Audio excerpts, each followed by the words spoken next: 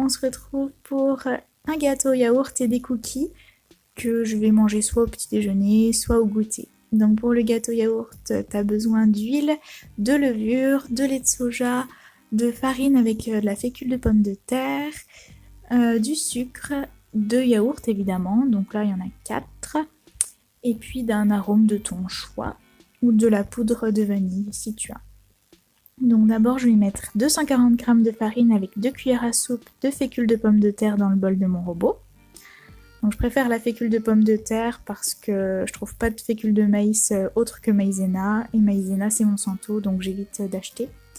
Et ensuite je mets donc mon sucre, 70 g de sucre, et ma levure, 10 g de levure, 10 à 11 g si t'en as en vrac, ça équivaut à un sachet de levure chimique. Pour le sucre, évite de prendre du sucre raffiné parce que pour le raffiné, il va subir de la javélisation, des choses comme ça, et c'est vraiment pas bon du tout pour la santé. Après, je mets mes 4 yaourts, donc ça équivaut à 300 g de yaourt. Tu peux aussi en prendre des aromatisés, il y en a à plein de goûts. Si jamais tu prends aromatisé, peut-être diminue le sucre parce que souvent ils vont être plus sucrés de base. Après, j'homogénise le plus possible, mais c'est pas très grave si c'est pas bien fait. Et j'ajoute mes 20 g d'huile, donc c'est de l'huile neutre. Moi j'ai pris de l'huile d'olive, mais tu peux prendre aussi de l'huile de tournesol, de l'huile de coco fondue, ou de l'huile de pépins de raisin, enfin ce que tu veux. Et là je fouette avec mon petit robot. Une fois que c'est bien fouetté, c'est bien homogène, j'ai rajouté 10 g de lait de soja. Moi c'était un petit peu liquide donc tu regardes à l'œil. T'es pas obligé de rajouter de lait de soja. C'est vraiment comme tu préfères. Et j'ai ajouté une cuillère à soupe aussi d'arôme poire. Mais pareil, t'es pas obligé de rajouter de l'arôme. Tu peux. Ensuite, je fais cuire ça à 180 degrés pendant 40 minutes. Là, on va attaquer les cookies. Et déjà, au début de la recette, je me suis trompée parce qu'il faut pas commencer par la farine. Mais bon, c'est pas grave. Du coup, j'ai quand même au moins pesé ma farine. Donc, dans le bol qui a servi pour le gâteau, hein, c'est pas très grave. Donc, on commence maintenant. Les cookies par le sucre. On met d'abord 180 g de cassonade. Ou de sucre comme tu veux, mais là vraiment privilégie le sucre complet, c'est vraiment meilleur pour la santé. Tu peux prendre n'importe quel sucre, mais privilégie ça. Et ensuite je mets 100 g de lait végétal, et après pareil, donc là j'attends que ça se dissout bien et j'ajoute de l'extrait de vanille, enfin de la poudre de vanille ici. Si jamais tu as du lait à la vanille, du lait de soja aromatisé à la vanille, donc n'ajoute pas de vanille et mets un peu moins de sucre. Là, j'ajoute une cuillère à café de levure dans mes 200 g de farine et j'ajoute une grosse cuillère de fécule de pomme de terre pour lier le tout, parce que dans la cuisine végétalienne, vu qu'on n'a pas les œufs, les œufs ça sert de liant dans les recettes, et là on n'en a pas, donc j'aime bien quand même mettre de la fécule de pomme de terre pour déjà que mes recettes soient un peu plus liées, et puis en plus ça tient bien au corps, et ça, j'aime bien quoi. c'est une habitude que j'ai prise, et voilà.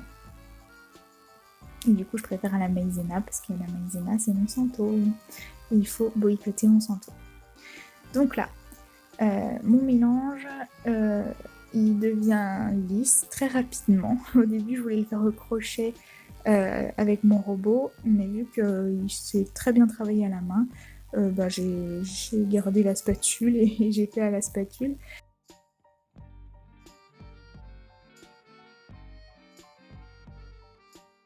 Ensuite, j'ai mis 100 g de beurre de cacahuète Donc le beurre de cacahuète c'est la vie. Si jamais t'as pas assez de beurre de cacahuète ou quoi, tu peux remplacer 10 grammes de beurre de cacahuète par 10 grammes d'huile neutre et ça les rend un peu plus moelleux, c'est super bon.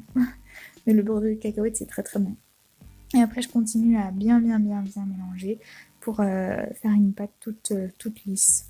D'autant plus que le beurre de cacahuète c'est compliqué à bien incorporer je trouve. Donc là j'appuie vraiment sur les bords de mon bol pour que ça s'incorpore vraiment bien.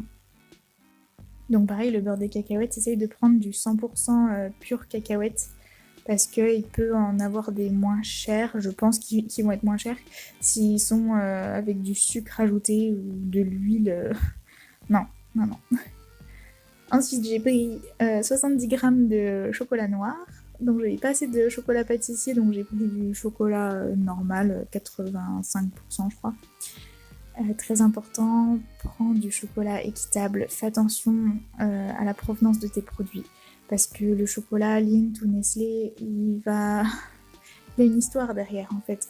Et ceux qui vont le récolter en Afrique ou ailleurs, hein, au Costa Rica, non ça c'est plus les ananas. Je sais pas s'il y a du chocolat au Costa Rica.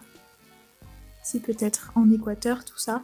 Et ben c'est ces gens et ces enfants qui vont récolter le chocolat. Ils seront pas payés. Le chocolat équitable, ça permet justement équitablement de répartir l'argent et ils seront les producteurs et ceux qui vont récolter donc dans ces pays-là, ils seront mieux payés et ton argent, tu sais mieux où il va. Donc voilà, fais attention à ce que tu achètes, c'est important de bien faire ses courses en connaissance de cause, même si on n'est jamais parfait. Voilà, si jamais tu savais pas qu'il existe du chocolat équitable, et ben maintenant tu le sais, donc il y a plusieurs marques, hein. Il y a Alter Eco, il y a la marque Étiquable, voilà, et en plus c'est un chocolat très bon, donc n'hésite pas. Donc une fois que j'ai tout fait en pépites de chocolat, une grosse pépite très bonne, j'ajoute ça à ma préparation et après je vais re-homogénéiser le tout. Et puis une fois que c'est bien homogène, je vais les faire façonner en petites boules, en petits cookies en fait, sur une plaque silicone. Pareil, une plaque silicone ça coûte pas très cher et ça te sert à vie. Après, j'ai pas trouvé d'autres alternatives. Moi, c'est pas des plaques super cool, mais ça fait quand même l'affaire. Et le papier sulfurisé, à chaque fois tu le jettes, donc ça pollue vachement plus. Et après, je vais enfourner ça pendant 12 minutes à peu près, à 180 degrés. Donc là, j'en ai profité que mon four était chaud pour mon gâteau yaourt. Et je les ai mis en même temps. Voilà.